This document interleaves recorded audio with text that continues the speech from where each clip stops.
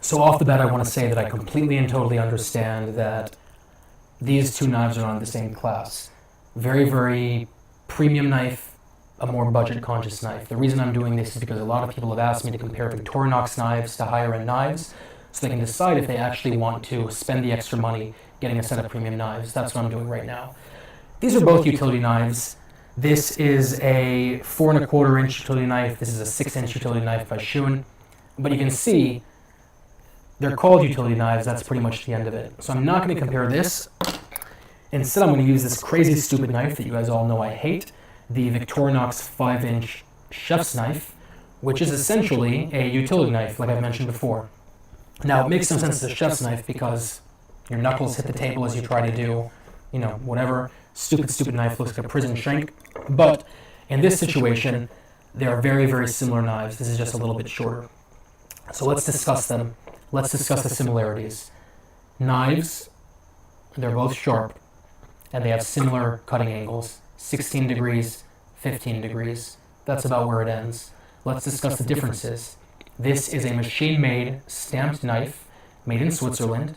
This is a handmade forged knife made in Japan. At the same time, a reinforced plastic handle, a pack-a-wood handle. Makes sense. This is a more premium knife. This is a more budget-conscious knife. On top of that, this uses VG10 steel, which is essentially the gold standard of steel in knife making. This does not. What that means is that this is a softer steel, 58 hardness, 61 hardness, benefits and positives to both. The benefit to a harder steel is it's much more resilient against dulling out and getting bent out of shape, which means that as you're cutting with it, it's not going to bend and bend and bend and sort of get warped and whatever and wavy, which is a natural thing that happens as you cut. The opposite side of that coin is that if you abuse the knife, if you mess with the knife, if you hit your cutting board with it, do stupid things, try to chip ice with it like as if it's an ice pick, you're going to have to find a way to dissipate that energy through the knife. And since it can't bend, what's going to happen is it's going to chip. And you've probably heard about that many, many times while researching Shuns, is people say, oh, my knife chipped, Shuns suck. It's a moot point. It was caused by them abusing their knife, by them not having good knife skills. The only time that you're going to want a softer knife is if you're in a situation like, let's say, a professional kitchen where you abuse your knives, where you're causing damage to your knives daily, and you just want them to bend and not chip. That's when you're going to want a knife like this. Other differences. This is stamped, so it's made of one piece of steel. This is not. It's VG10 steel, which is then clad in 32 layers of Damascus design steel, which essentially means it's 32 layers on top of each other, sort of waved around each other, of stainless steel, two different types of steel. That does two things. Like I said, number one, it gives it this gorgeous Damascus pattern right on the bottom half of the blade.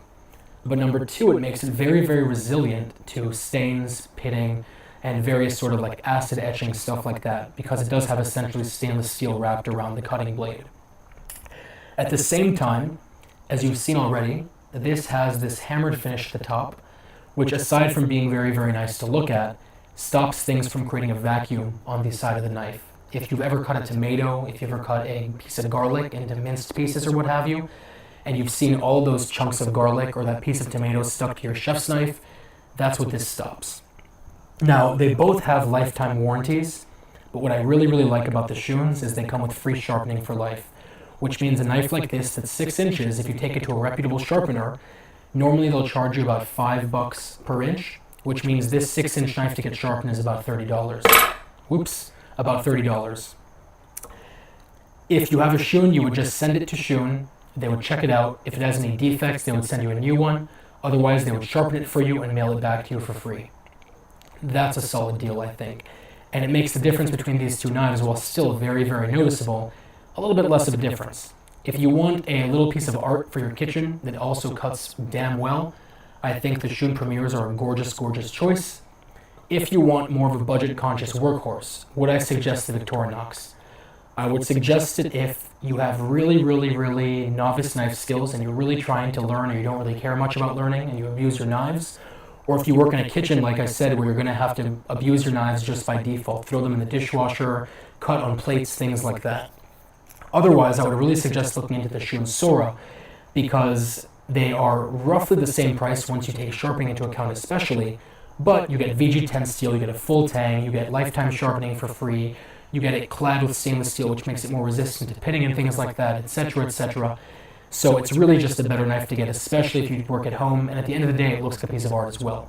I'll put links down below. If you have any questions, let me know. If you have any comments or concerns, let me know. But otherwise, I will talk to you very, very soon.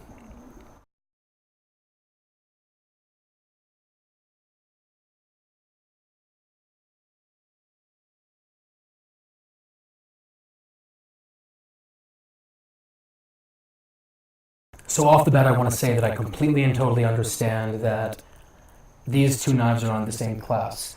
Very, very premium knife, a more budget-conscious knife. The reason I'm doing this is because a lot of people have asked me to compare Victorinox knives to higher-end knives so they can decide if they actually want to spend the extra money getting a set of premium knives. That's what I'm doing right now.